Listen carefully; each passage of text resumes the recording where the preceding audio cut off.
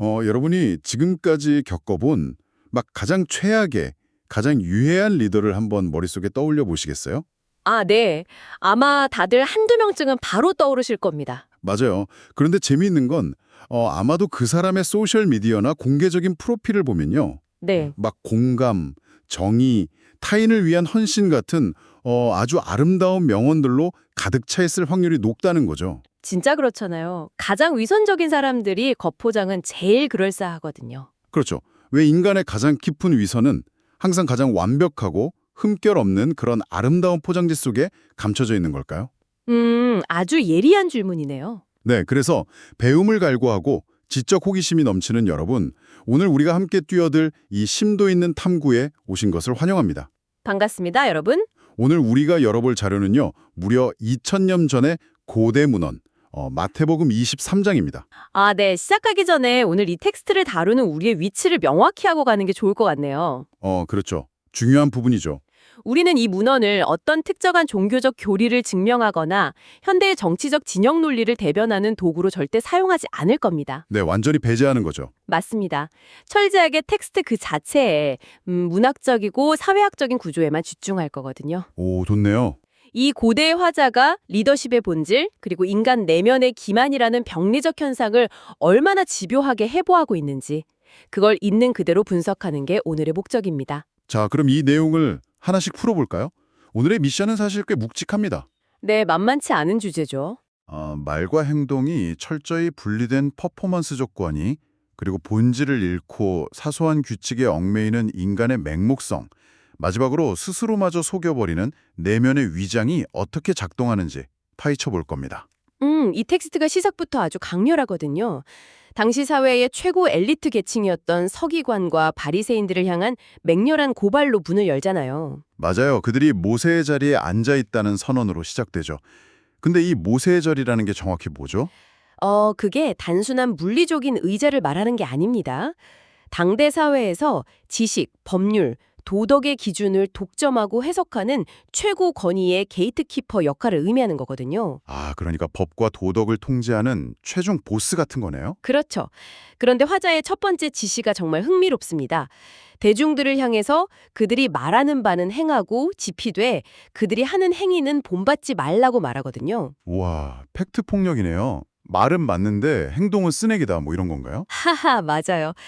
엘리트들이 내뱉는 말의 내용 자체는 옳을지 모르지만 그들 스스로는 그 규범을 전혀 이행하지 않는다는 철저한 언행불일치를 꼬집은 겁니다. 그 언행불일치의 구체적인 묘사가 진짜 생생하잖아요. 이 리더들은 무거운 짐을 사람들의 어깨에 지우면서 네, 정작. 자신들은 손가락 하나 까딱하지 않는다고 고발당하죠. 그러면서 아주 묘한 디테일이 등장해요. 거칠에 관한 부분이죠. 네네. 막 경문띠를 넓게 하고 옷수를 길게 늘어뜨린다. 그리고 잔치나 회당의 상석을 차지하고 랍비라 불리기를 좋아한다는 겁니다. 맞습니다. 이 경문띠나 옷술이라는 게 대체 어떤 메커니즘으로 작동했기에 이토록 집착했던 걸까요? 경문띠는 이마나 팔에 경전을 넣고 다니는 작은 가죽 상자의 끈이고요. 옷술은 겉옷 끝에 다는 술입니다. 근데 고대 사회에서 이것들은 단순한 종교적 상징물이 아니었거든요. 오, 그럼 뭐였나요? 현대 사회로 치면 소셜 미디어의 공식 인증 마크인 파란색 딱지나 아니면 자선 행사에 차고 나가는 수천만 원짜리 명품 시계 같은 사회적 화폐였던 거죠. 와, 인증마크 확 와닿네요. 타인보다 내가 더 도덕적이고 우월하다는 것을 증명하려고 그 띠를 유난히 넓게 만들고 옷수를 막당에 끌릴 정도로 길게 늘어뜨린 겁니다. 그러니까. 자신의 내면적인 성숙도를 증명할 방법이 없으니까 눈에 보이는 물리적 크기와 길이로 자신의 우월성을 계량화하려 했던 심리적 방어기제인 셈이죠. 여기서 정말 흥미로워지는 부분은 바로 이겁니다. 이게 진짜 소름 돋게 익숙한 풍경이거든요. 그렇죠. 지금도 흔히 볼 수 있죠. 직장에서 실무는 전혀 하지 않으면서 막 밑도 끝도 없는 불가능한 데드라인 던져주고 무거운 업무 지시만 노리는 상사들 있잖아요. 네. 흔히 말하는 마이크로 매니저들이죠. 맞아요. 그러면서 회식 자리나 회의실에서는 무조건 상석을 차지하려 되는 모습이 완벽하게 겹쳐 보여요. 정확합니다. 아니면 현실에서 타인의 고통에는 철저히 무관심하면서 온라인상에서는 자신의 도덕성을 과시하는데 엄청난 에너지를 쏟아붓는 그 도덕성 과시라고 하죠. virtue signaling. 네네, 그거랑 완벽하게 같은 구조네요. 맞아요. 권위가 타인을 섬기기 위한 책임이 아니라 자신을 돋보이게 하는 특권의 전시로 변질될 때 일어나는 필연적인 결과입니다. 특권의 전시요. 아, 뼈 때리는 말이네요. 죠? 맞습니다. 그렇다면 텍스트가 대안으로 제시하는 진짜 리더십은 도대체 무엇인가? 화자는 대중을 향해서 막 랍비, 지도자, 땅의 아버지 같은 호칭을 거부하라고 명령합니다. 파격적인 선언이죠. 네, 오직 선생과 아버지, 지도자는 한 분뿐이고 너희는 모두 형제라고 선언하잖아요.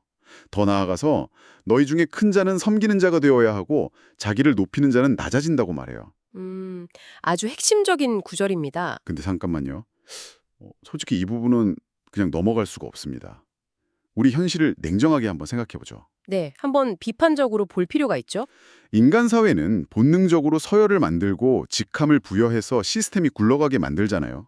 직급도 없고 타이틀이 주는 권위도 없다면 이 거대한 사회 시스템이나 기업이 도대체 어떻게 유지됩니까? 그렇죠. 현실적인 의문이 들 수밖에 없습니다.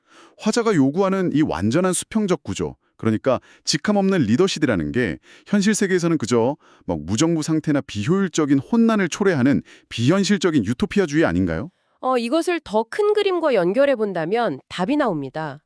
겉으로만 보면 조직의 효율성을 위한 역할 분담 자체를 파괴하려는 아나키즘으로 오해하기 쉽거든요. 네, 제 말이 그 말이에요. 하지만 여기서 텍스트가 해체하고자 하는 것은 기능이 아니라 특권화된 계급입니다. 아, 기능이 아니라 특권화된 계급. 네. 사회가 굴러가기 위해서 매니저도 필요하고 디렉터도 당연히 필요하죠. 그러나 그 직함이 자신의 신분적 우월성을 증명하는 완장이 되거나 타인 위에 군림하는 권력 기반이 되는 순간 그 조직은 병들기 시작한다는 통찰입니다. 오, 그러니까 매니저라는 역할은 하되 그걸로 갑질을 하지 말아라. 맞아요. 너희는 다 형제니라라는 선언은요. 각자의 역할을 수행하되 인간과 인간 사이의 존재론적 평등함을 절대 잊지 말라는 거대한 지적 혁명인 거죠. 지적 혁명이요? 리더의 본질은 지배가 아니라 조직의 목적을 위해 봉사하고 섬기는 기능적 역할에 불과하다는 원칙을 무려 2000년 전에 제시한 셈입니다. 역할을 수행하되 계급이 되어서는 안 된다. 아, 아주 중요한 차이군요. 그래서 이게 다 무슨 의미일까요? 본질적인 섬김의 역할을 잃어버리고 오직 특권과 외형에만 집착할 때 리더들은 어떤 방식으로 세상을 판단하게 될까요? 그때부터는 세상이 아주 귀괴하게 돌아가기 시작하죠. 네, 텍스트는 이들이 직면하는 도덕적 딜레마의 현장을 아주 귀괴하게 묘사합니다. 막 맹세에 관한 법리를 교묘하게 이용하는 대목인데 룰이 참 기가 막힙니다. 네, 그 맹세 규정들 말이죠. 성전을 두고 맹세하면 안 지켜도 그만인데 성전의 금으로 맹세하면 반드시 지켜야 한답니다. 하하, 참 어이가 없는 논리죠. 또 제단으로 맹세하면 아무 일 없지만 제단 위에 예물로 맹세하면 지켜야 한다고 가르칩니다. 이게 무슨 논리인가요? 완전히 논리의 전도 현상입니다. 화자는 이들을 향해서 어리석은 맹인들이여, 어느 것이 크냐, 금이냐, 아니면 그 금을 거룩하게 하는 성전이냐 라고 묻거든요. 그렇죠. 당연히 성전이 더 중요한 거 아닌가요? 자라는 말이 진짜 딱 맞네요.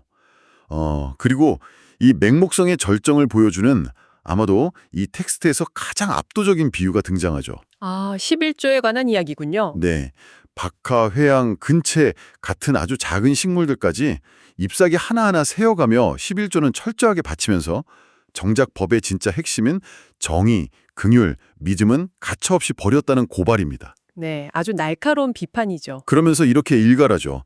하루살이는 걸러내고 낙타는 삼키는도다. 와, 정말 대단한 비유입니다. 저는 현대의 기업 감사나 법적 분쟁을 볼 때마다 이 비유가 떠올라요. 막 회계 정부에서 10원짜리 영수증 오차가 났다고 눈에 불을 켜고 실무자를 징계하면서 네네. 정작 회사의 핵심 자금 수백억이 경영진의 부당한 페이퍼 컴퍼니로 빠져나가는 것은 합법적인 서류 절차를 거쳤기 때문에 문제가 없다면서 눈 감아주는 부패한 시스템. 이거는 정확히 똑같은 작동 방식 아닙니까? 완전히 똑같습니다. 하루살이는 잡으면서 낙타는 통째로 삼키는 거죠. 맞아요. 이것은 중요한 질문을 던집니다. 그 지점에서 우리는 인간 심리의 깊은 취약성을 마주하게 되거든요. 취약성이요. 어떤 건가요? 인간은 왜 그토록 정의, 긍휼 같은 본질적 가치보다 박하나 회양의 잎사귀 개수를 세는 그런 표면적 규칙에 더 강박적으로 매달릴까요? 글쎄요. 쉽기 때문일까요? 그래 희생해야 하니까요. 반면에 식물의 11조를 내거나 금의 무게로 맹세의 효력을 따지는 것은 아주 명확합니다. 눈에 보이고 측정 가능하며 달성하기가 훨씬 쉽죠.